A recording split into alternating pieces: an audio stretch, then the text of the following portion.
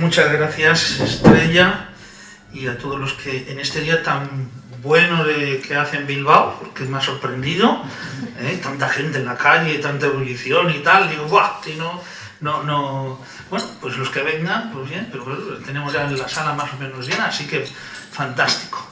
Bien, el título que me propusieron es Espiritualidad Cristiana y Ecología Integral. Voy a dar unos apuntes.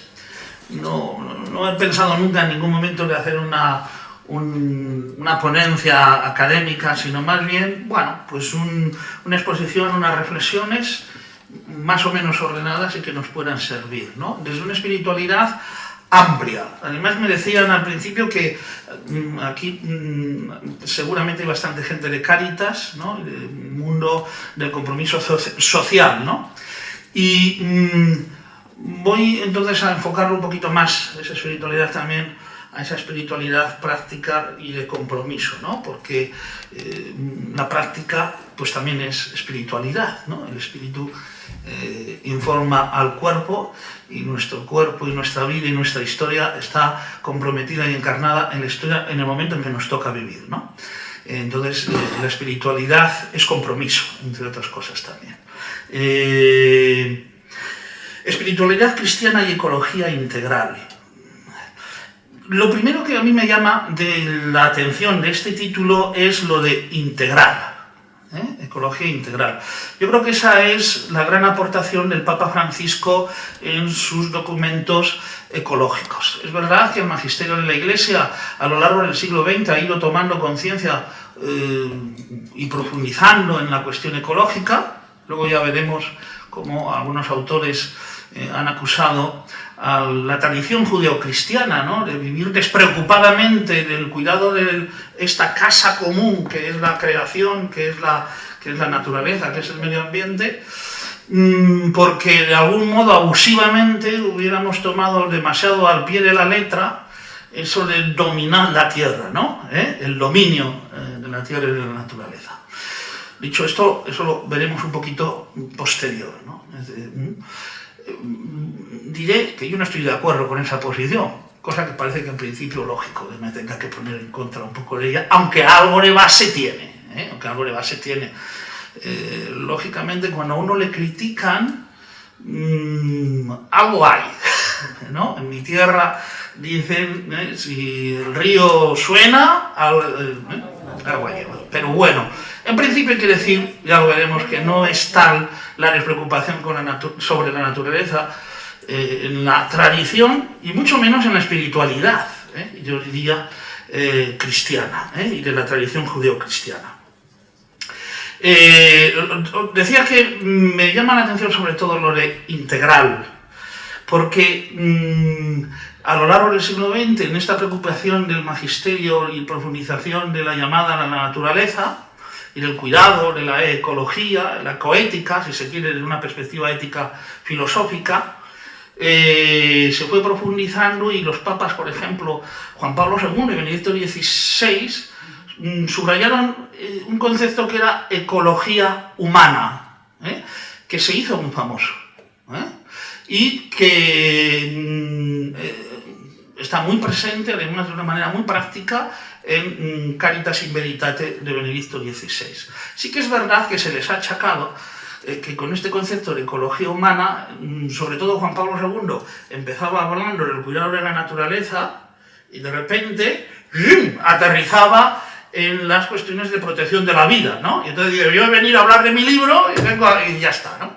Entonces, pero desde luego sí que nos ayuda a comprender esa continuidad que tiene que haber en todo lo que llamamos la creación y por lo tanto también en eso que es la continuidad y las relaciones del ser humano, del hombre, con todas las criaturas, con todo lo que Dios ha creado. En el fondo, como casi es cuando terminaré ahí en lo que voy a decir, en esas relaciones que nos constituyen como seres humanos y que nos hacen madurar y florecer como seres humanos. La relación con Dios, la relación con los demás, la relación con la naturaleza la relación con las cosas que hemos creado, y en la medida que nos relacionemos adecuadamente y sanamente con estas 4 relaciones, la relación con nosotros mismos. Digo que el Papa Francisco lo que hace, y así comienza la Laudato Si, retomar esa ecología humana, alabar lo que han dicho la sensibilidad del magisterio anterior sobre la ecología, esa ecología humana, y ampliar a esa ecología integral, el concepto de ecología integral. No cabe duda que uno de los grandes inspiradores en el pensamiento del Papa Francisco, creo yo, es Pablo VI. Y desde esa perspectiva podemos recordar una frase que se puede decir que casi es un mantra de Populorum Progressio, número 14, en el que dice que el desarrollo humano implica a todo hombre y a todos los hombres. Eso ya es una indicación de integralidad. Aquí no se deja a nadie atrás. En el fondo también era algo que estaba presente en el pensamiento y en la razonabilidad filosófica de filósofos paganos que, por llamarlos de algún modo, que son antes incluso de la tradición cristiana. Por ejemplo, Aristóteles dice que una polis, una ciudad, implica el desarrollo de los bienes internos y de los bienes externos, de todos. Esto se confrontaba con Platón. Platón decía que lo interesante eran los bienes internos, no los bienes externos. Bueno, pues no. La integralidad implica toda la realidad del ser humano. Otra faceta para tener en cuenta, ¿no? Para ir acercarnos al concepto de integralidad. También podemos encontrar un uso del concepto de integral y en relación al hombre en lo que Jacques Maritain llamaba, este filósofo de principios del siglo XX, humanismo integral. Maritain es un filósofo que influye mucho en Juan XXIII, algo en Pío XII, mucho en el Concilio Vaticano II, está detrás también de los humanistas cristianos de la Declaración de los Derechos Humanos, y él se da cuenta de que hay que acercar al hombre con todas las cuestiones que le afectan y cómo el hombre tiene, vamos a decirlo así, una clave hermenéutica para comprender toda la realidad, incluso la política. El hombre muy implicado también con la política. Y de algún modo tenemos que agradecerle esa defensa y esa promoción de los derechos humanos que se va a ver plasmada en Pacem in Terris de Juan XXIII en el año 1963. Ese desarrollo humano integral de Populorum Progressio, como ya he dicho, y también algo que afecta de un modo especial a la formación del Papa Francisco, y es que si fuéramos a los documentos del CELAM, de las conferencias latinoamericanas del Nuevo Mundo, pues veríamos que una de las palabras que de una manera más reiterativamente aparecen en sus escritos es integral, la integralidad. Además, yo diría que conviene leer estos documentos de las conferencias episcopales latinoamericanas, de las conferencias, porque nos van a traer cómo esa realidad integral no se hace desde la abstracción, que eso es muy típico de Europa, y de las grandes ideas. No, sino que si vamos a hablar de los jóvenes, vamos a hablar de la realidad de los jóvenes. Entonces empiezan allí y ahí salen todas las cosas de los jóvenes y todas las preocupaciones de los jóvenes. Por lo tanto, es muy inductiva. ¿Cuál es la realidad profunda? Y todo eso hay que integrarlo. Ecología integral tiene que ver también, por lo tanto, con el concepto de bien común.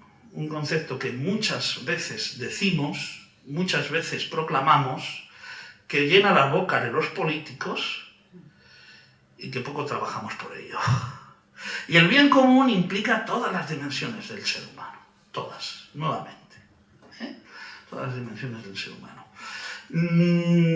Si Platón creo que no acertaba subrayando simplemente los bienes internos, a veces la sociedad actual en la que vivimos no acertamos solamente subrayando los bienes materiales y la riqueza y el enriquecimiento y y nos olvidamos de lo trascendental, de lo espiritual, etc. Ecología humana y ecología integral, por lo tanto, creo que hay que entenderlo en continuidad, no como una confrontación, pero desde luego no nos podemos quedar anclados simplemente en una ecología humana como si fuera el centro de toda la clave interpretativa, porque como hemos dicho, somos seres, entre otros muchos seres que conocemos y criaturas, ¿no?, creadas por Dios. En el fondo, fijaos, hay una cuestión que se nos olvida muchas veces a los cristianos, sobre todo cuando nos consideramos poseedores de la verdad, y es que el Dios de la creación es el Dios de la redención.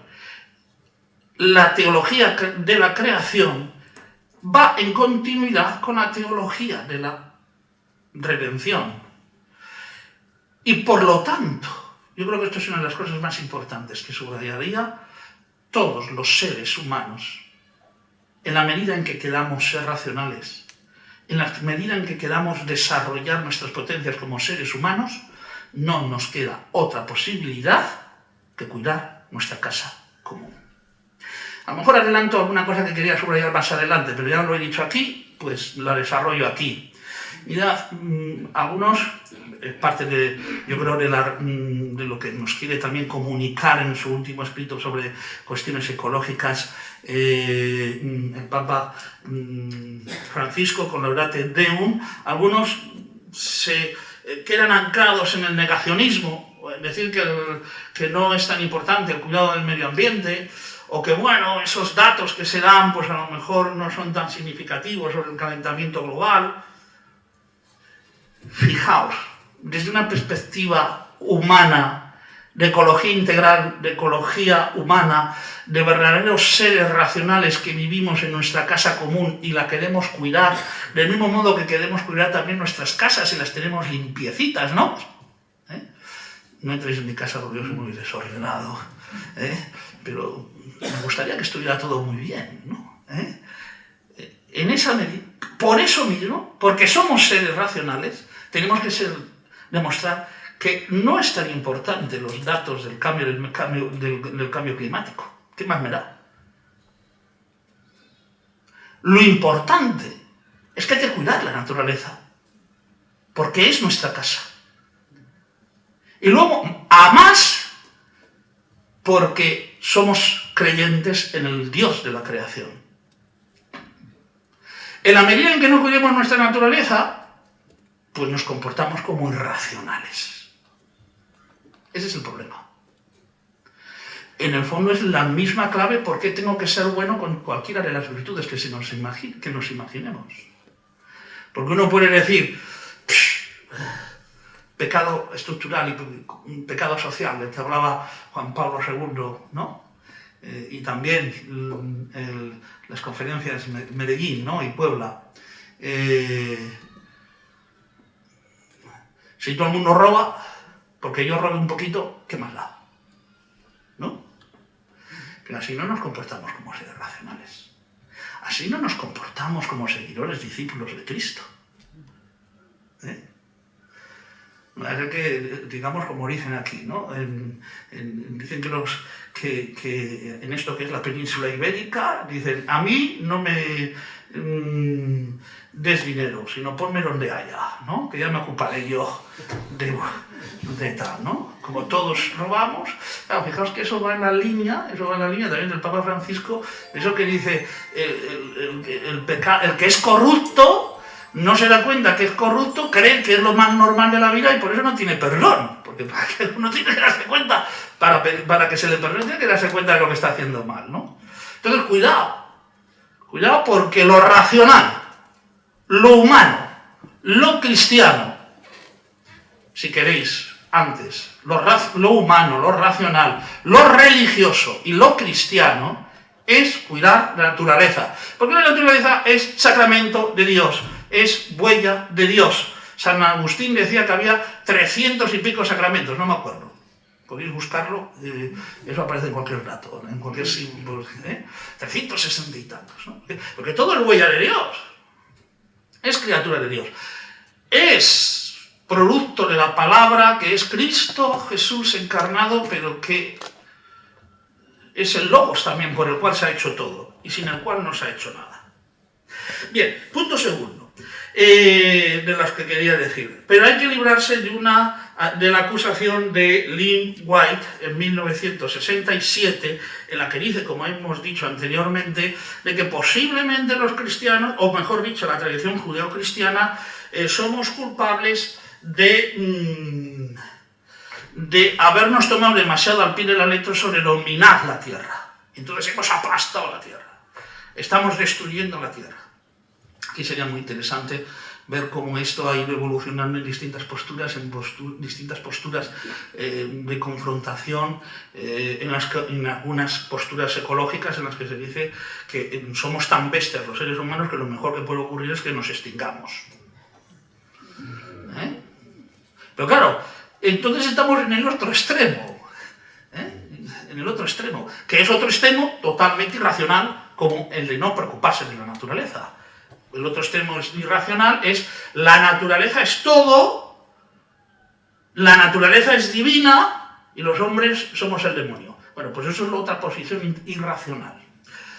Teológicamente, a veces eso también hay que tenerlo en cuenta, teológicamente hay que tener dos postulados que no se puede olvidar nunca, teológicamente, en todas las cuestiones ecológicas, y es que, después de todo lo que he dicho, la tradición judeocristiana nos enseña a que la naturaleza no es Dios.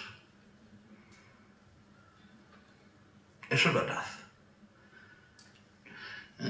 Por lo tanto, hay una distancia. Hay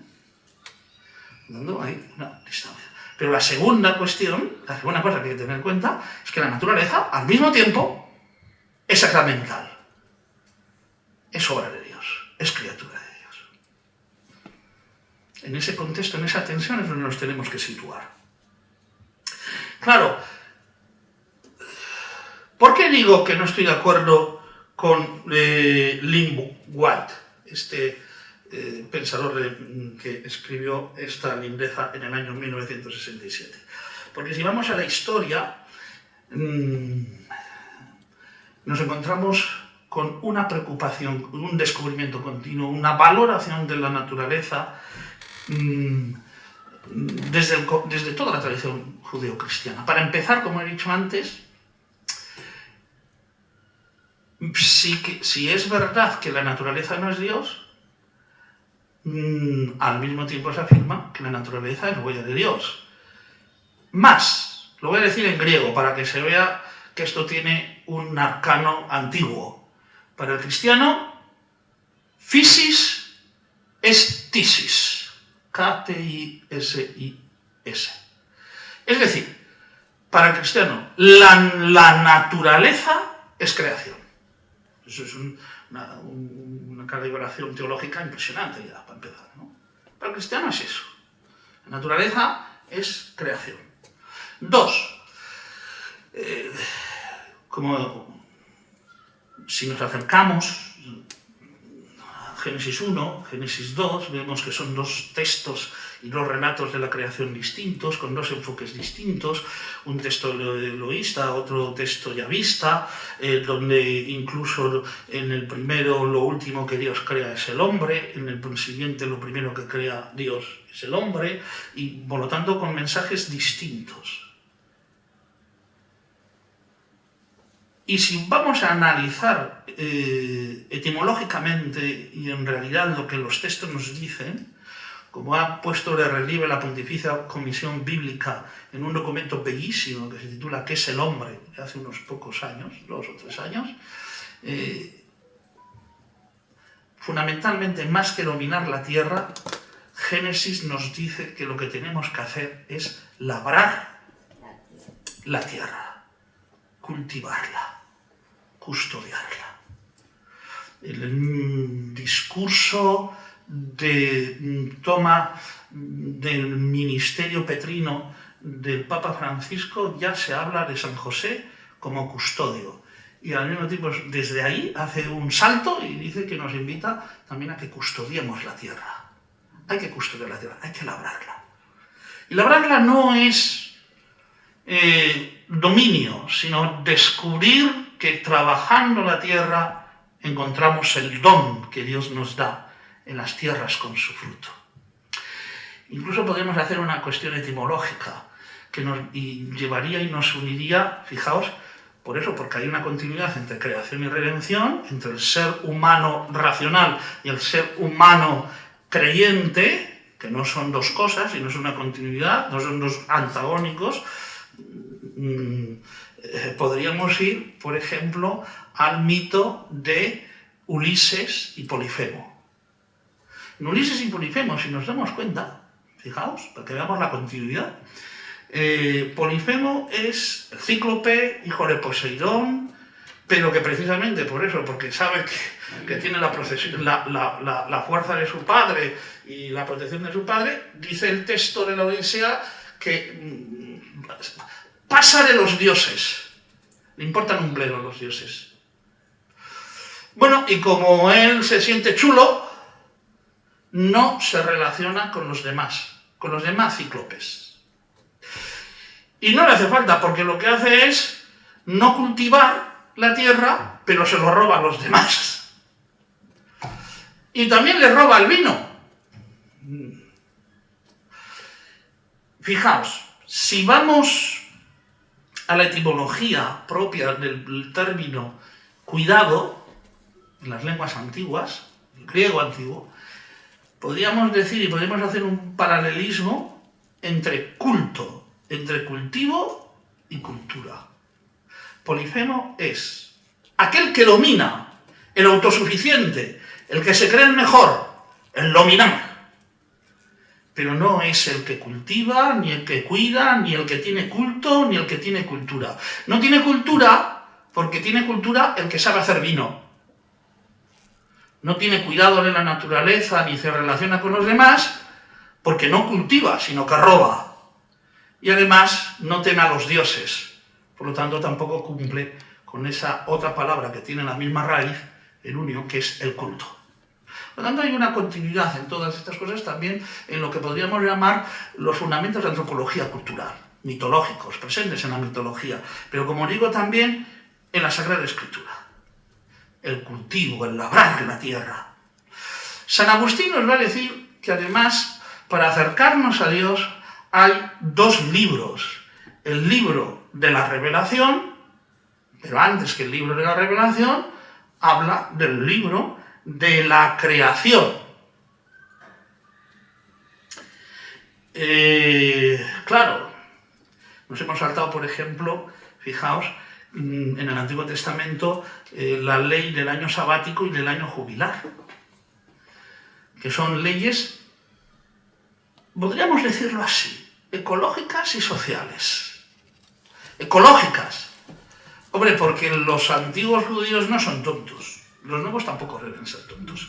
Pero los antiguos no son tontos. Y entonces dicen, oye, de vez en cuando le viene bien a la tierra que tenga barbecho, ¿no? Pero es que cuando se cumple el año sabático y el año jubilar, no solamente es que se descanse la tierra, sino que en el año jubilar las tierras vuelven a su origen del que era propiedad.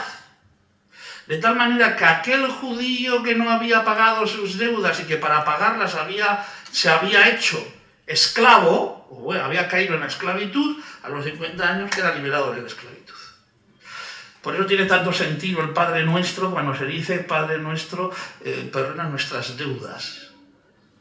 ¿Por qué? Porque cuando Jesús dice que lo que dice es perdona nuestras deudas, lo que quiere decir es algo muy fuerte. Lo que quiere decir, como nosotros perdonamos a nuestros deudores, es que si tienes un esclavo,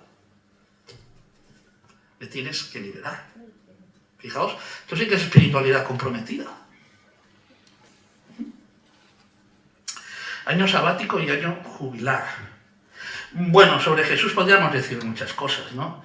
Dios se ha hecho carne, se ha unido al mundo, se ha unido a lo creado, ha creado al hombre a su imagen, todo ha sido hecho por Cristo, por el Logos, sin él nada se hizo de lo que ha llegado a existir, y en su vida podemos descubrir que Jesús observa la naturaleza, nos da lecciones bellas sobre la naturaleza, contempla los montes, el mar, nos habla de las fuentes de agua que saltan hasta la vida eterna, nos habla de la gallina, de los polluelos, de las ovejas, del lobo, de los perrillos, de los peces, de las palomas, de las serpientes, de los cuervos, de los pollinos, distingue entre higueras y zarzas, entre trigo y cizaña, nos habla de mostaza y de cedros, habla de mosquitos, camellos, menta, comina, cardos, lirios, uvas, higos, sol, luna.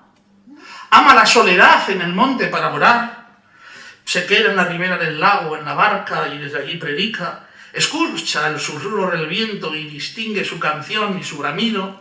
Invita al abandono confiado en la providencia, contemplando los pájaros del cielo, los lirios del campo, los movimientos de la hierba. Y sin embargo, al mismo tiempo nos da toda una lección a ser responsables con esa creación, con una sabia austeridad de vida en el uso de los bienes. No os preocupéis, porque vuestro Padre Celestial es el que os cuida y os conoce y no tiene contados hasta el más pequeño pelo de vuestra cabeza. Un estilo de vida que implica hospitalidad, acogida, respeto a los pequeños, a los humildes. Todo eso no se puede comprender realmente si no existe una continuidad con todo lo que he dicho anteriormente de cómo observa y se quiere dejar sorprender con la naturaleza. Jesús y su pobreza es también una muestra del señorío que nos enseña sobre la creación. Las zorras tienen guaridas, las aves nidos. El Hijo del Hombre no tiene donde reclinar la cabeza. Posiblemente es San Francisco, posiblemente el primero que nos viene a la cabeza en la espiritualidad de la creación. Con esa fraternidad que llega no solamente a la fraternidad del ubi fratres tus, ¿dónde está tu hermano?, sino una fraternidad en continuidad con todas las criaturas de la creación, porque todas han salido de las manos de Dios, llamando a hermana, incluso a la hermana muerte. Pero también San Ignacio. Dios está existiendo en las cosas. Lo voy a decir con un lenguaje mío, intentando imitar el castellano antiguo, ¿no? Dios está en las cosas inanimadas existiendo, en los vegetales existiendo, vegetiendo, en los animales existiendo, vegetiendo y sensiendo, en los hombres está existiendo, vegetiendo, sensiendo, inteligiendo. Ahí está. Dios está en toda la naturaleza. Hay que descubrirle ahí. Voy a dar un salto. Que aquí podríamos seguir descubriendo cosas, ¿no? Podríamos descubrir a Santa Teresa de Jesús. Fijaos, Santa Teresa de Jesús, ¿dónde encuentra a Dios? Hasta los pucheros. O bueno, las poesías de San Juan de la Cruz. Que bien sé yo la fonte que mana corre. Voy a dar un salto a un personaje moderno que seguramente no le conocéis. Año 1973. Me lo sé muy bien porque es el año en que yo nací. Publica un libro un señor que se llama Schumacher, como el del Fórmula 1, pero no es el del Fórmula 1, ¿no? Se acababa de convertir, bueno, tiene una vida muy pintoresca, ¿no? Y se acababa de convertir del lurismo, creo que ese mismo año se había convertido del lurismo al catolicismo, ¿no? Publica un libro hermosísimo. Lo pequeño es hermoso. El libro no es tan pequeño, pero bueno, lo pequeño es hermoso. Destacaría una cosa de él, y es que nada más, uno puede decir, bueno, esto no es que se convirtiera al catolicismo ya, no, pero bueno, da la casualidad esta, ¿no? Esto es como los magos, de vez en cuando sale el conejo de la chistera y hay que aprovecharlo, ¿no? Pues bien, pues es verdad que en ese año que se convierte al catolicismo, publica Lo pequeño es hermoso, él es economista, y es, creo que posiblemente el primero dentro del catolicismo, y creo que incluso dentro del establishment, ¿no? Del mundo contemporáneo que nos ha tocado vivir, después de la crisis del petróleo, fijaos, crisis del petróleo, el 14 de febrero de 1973, en el diario de Burgos pone: por fin se ha terminado la crisis del petróleo. Y lo digo porque es el día que yo nací y he visto los que eran los... O sea que sé que eso fue así, el 14 de febrero sale eso. Bueno, pues en ese año donde se había acabado la crisis del petróleo, va Schumacher y dice: señores, estamos gastando las materias primas, por así decirlo, energéticas que tiene esta naturaleza, ese petróleo que decimos, como si fuera renta. Pero estamos gastando el capital. ¿Y eso qué quiere decir? Pues que vamos a la quiebra. Claro, si yo gasto de lo que el capital me renta, bueno, siempre que me quede algo voy ganando. Si no me queda nada, pues todavía me queda la herencia de mi padre.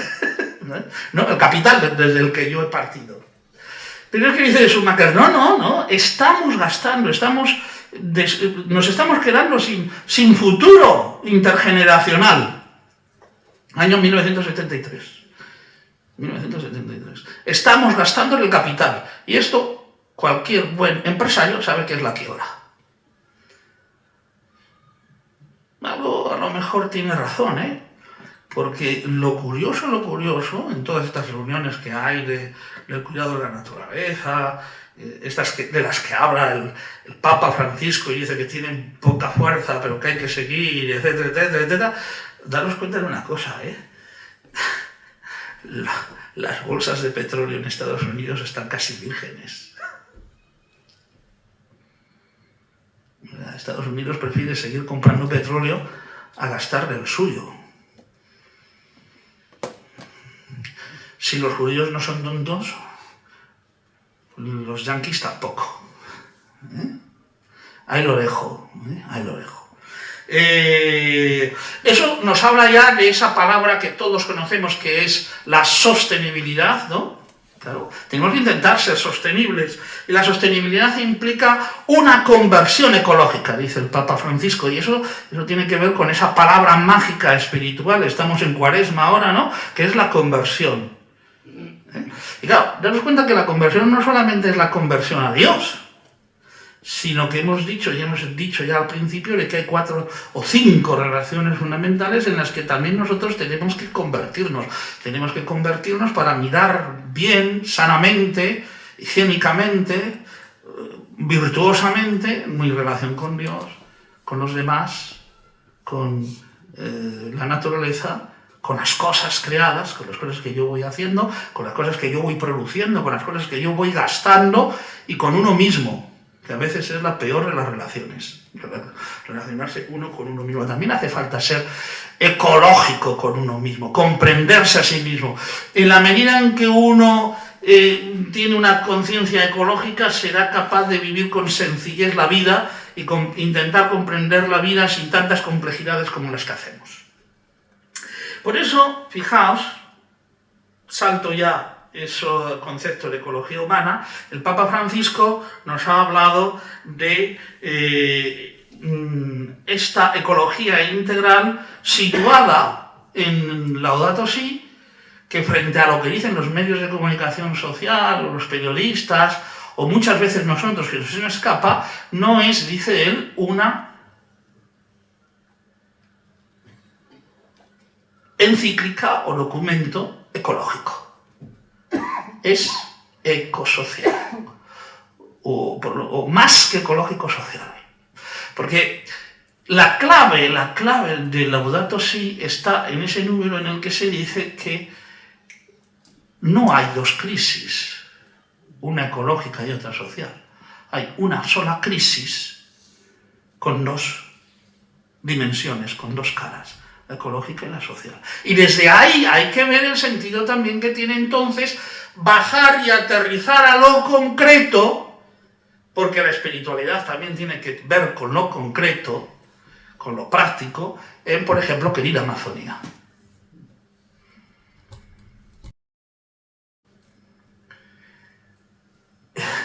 Las bienaventuranzas son un consuelo y son responsabilidad.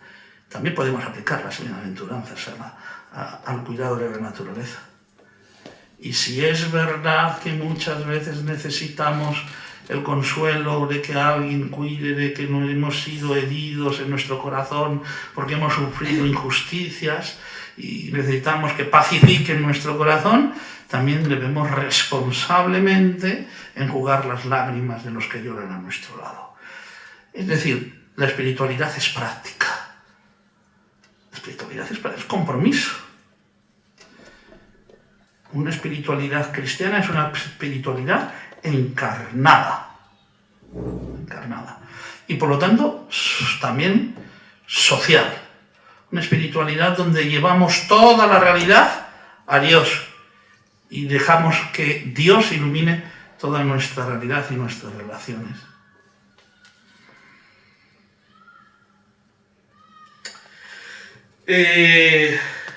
Esto implica, aquí es donde voy a girar un poco, voy a ir un poquito más a lo social, que mirar con ojos nuevos toda la realidad ecológica y social nos llama a repensar y a un compromiso donde tenemos que repensar, por ejemplo, la pobreza. La pobreza no se soluciona, han dicho dos economistas premios Nobel de Economía hace poco, un hombre y una mujer, Duflo, y voy a ver el nombre del hombre que es un nombre así holandés dificilísimo, Banerjee, bueno, algo así. Y dice, cuidado, porque hay algunos que son muy socialdemócratas y piensan que la pobreza se soluciona subvencionando. Hay otros que son muy libre mercado y capitalista y piensan que la pobreza se soluciona diciendo responsabilidad, meritocracia, iniciativa y antes que... No sé si os habéis dado cuenta, pero cuando decimos eso somos más bien liberales. Hay que enseñar a pescar antes que dar el pescado. Pues eso, Pues dicen estos dos economistas, pues con eso no hacemos nada. ¿Por qué? Porque solamente podremos luchar contra la pobreza en la medida que las dos cosas anteriores se realicen sin excluir la una a la otra, y tú, que quieres salvar y trabajar y colaborar contra la pobreza, te remangues y estés con los pobres, viviendo con los pobres, trabajando con los pobres, enseñándoles a los pobres y guiándoles. Es decir, que el compromiso es codo a codo. Diría el Papa Francisco incluso más, mirar la realidad con los ojos del pobre para comprender al pobre. Y esto a gran dimensión ecológica. La ecología también tiene que ver con el modo en que nos relacionemos con la inteligencia artificial. Esto es muy actual también. El otro día decían, ¿no?, cuánto cuesta mantener y cuánto afecta a la naturaleza estos grandes ordenadores para mantener ahí todos los algoritmos. Pues resulta que, claro, esto da mucho calor, gasta mucha energía, da mucho calor. Hay que poner aire acondicionado y refrigerarlo, hay que gastar muchísimo agua, un agua que se evapora, un agua que produce, un agua que queda contaminada. Ya está la inteligencia artificial. ¿Os habéis preguntado en el futuro si un robot con inteligencia artificial podrá tener fe en Dios?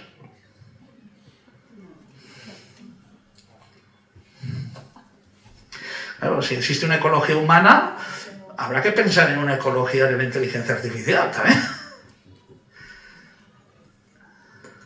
Algunos hablan de que hay que ir pensando en los derechos de los cyborg. ¿Qué pensáis? ¿Los robots futuros podrán creer en Dios? Yo creo que sí. Porque si le damos los datos al robot y a los algoritmos y tal, llegará a la conclusión de que puede llegar a la conclusión de que Dios existe y que hay que creer en Dios y que es lo más razonable. La siguiente pregunta es, ¿pero ese es Dios?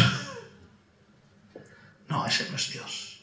Entonces, ¿cuál es la propuesta ecológica comprometida con la creación del cristiano.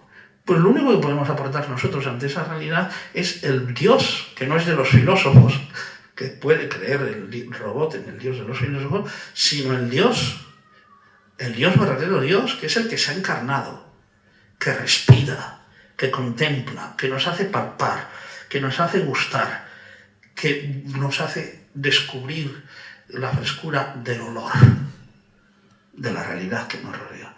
Ese es Dios. Eso es ecología.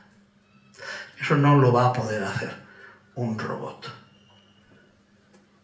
Incluso a lo mejor puede ser como Blade Runner, ¿no? Lágrimas en la lluvia. Pero ese no es Dios. Dios es algo que nos hace tocar, contemplar, asombrarnos. Termino ya porque se me ha hecho, yo creo que se me he pasado ya de tiempo. 4 o 5 caminos de espiritualidad. Contemplar la belleza de lo que nos rodea, descubrir nuestra continuidad con las criaturas y nuestro compromiso con ellos. Estamos en la escala de la vida. 3, siguiendo al filósofo Jan Jonas, somos responsables. Eso es lo que nos hace razonables y lo que nos hace cristianos, porque el cristianismo es palpar, tocar, amar. 4, conversión ecológica, con todo lo que ello significa. Y 5, vivir los 4 principios del Papa Francisco de Evangelii Gaudium. Yo creo que tienen que ver también con la ecología y la espiritualidad. Y para transformar nuestra vida, la naturaleza, formamos parte de esa naturaleza que es el todo. El todo es más importante que la parte. Pero al mismo tiempo estamos en unidad con la creación. La unidad es más importante que lo roto, que lo fragmentario. Vivimos de ideologías. Capitalista, socialdemócrata, la que queráis. Más importante que la ideología es la realidad. Eso es creación, es la naturaleza, lo que es la realidad de las cosas. Y el todo, ya lo he dicho, el todo, ¿por cuál me falta? El tiempo es más importante que el espacio. Para todo eso, y también para posibilitar la conversión, es necesario procesos, tiempo. No tanto proyectos, no tantos programas, que serán necesarios, pero lo que tienen que ser necesarios. Pero necesitamos procesos. Ojalá la búsqueda, el intento de vivir una ecología integral nos ayude a ese proceso de ser cada vez más espirituales y de descubrir desde la fe, la esperanza y el amor esa casa común donde Dios se nos revela y de la que nosotros también formamos parte. Y que tiene también su escatología final en la salvación. Es muy interesante en ese sentido el teólogo Jürgen Moltmann, aunque no sea católico, lo ha desarrollado muchísimo, ¿no? Toda la escatología. Hace un año en Burgos hubo unas jornadas sobre ecología. Y en este sentido, termino con esta anécdotilla. En este sentido de la escatología final, pues dije una cosa que les gustó mucho a los de Burgos. Aquí pues, tendría que decir pues que será Begoña, pero en Burgos les dije que en la escatología final, la creación y también las cosas que hacemos hermosas y maravillosas como la Catedral de Burgos estarán en el paraíso. Pues también en el escatón final estará Begoña, ya lo verás, ¿eh?